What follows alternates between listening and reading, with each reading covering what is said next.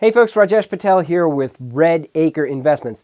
This stock absolutely skyrocketed after shattering a major rule in biotech.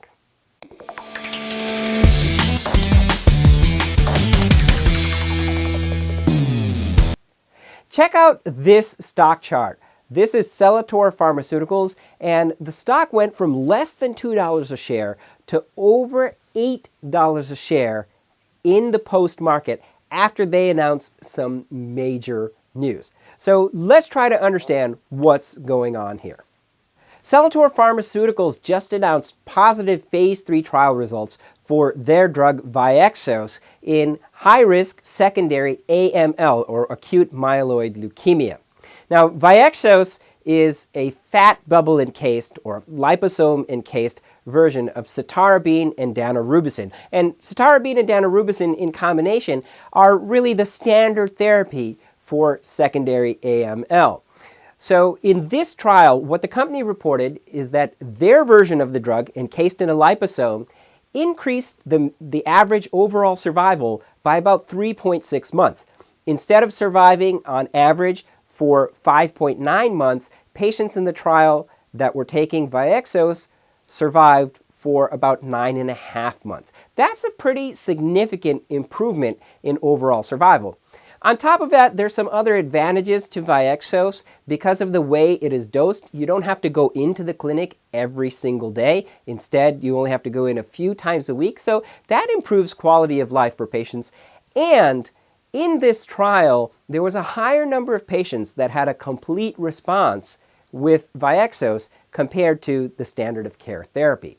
So what it's looking like is that as long as the FDA agrees with the company's interpretation of this data, Vexos could become the new standard therapy for high-risk secondary AML. And that's about a $200 to $250 million per year indication according to the company. Now, what's really interesting for us about this is that this company has absolutely shattered the long-standing Feuerstein-Ratain rule. Now, the Feuerstein-Ratain rule is a rule about phase 3 results in oncology. It is a rule that journalist Adam Feuerstein and medical doctor Mark Ratain came up with after doing a very careful study of many years of oncology data. And what they found is that essentially biotech investors are pretty good about sorting out the chances of success of cancer therapies well before phase 3 trial results are due. And what the Feuerstein-Ratain rule found in the data that they looked at, which was about 10 years of data if I recall, that any company that had a market cap less than $300 million 4 months before their phase 3 results were due out, across the board, all of them had reported a failed phase 3 trial. Now, that's not saying anything about the quality of the company. What it's actually saying is that investors know how to pick the winners from the losers.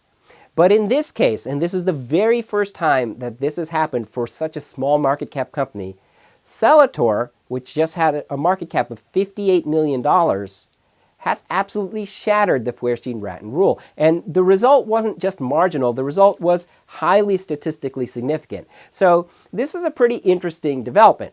Now, even after the company went up by 400% in the post-market, the market cap is still only around $300 million. So it's not unreasonably priced by any stretch if they're really going to generate $200 to $250 million per year.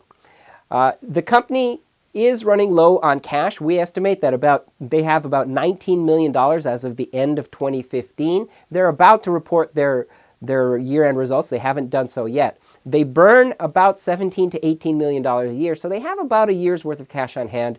They have an at-the-market financing facility, and they're probably going to be tapping that at-the-market financing facility now that the stock is in the $7 to $8 range.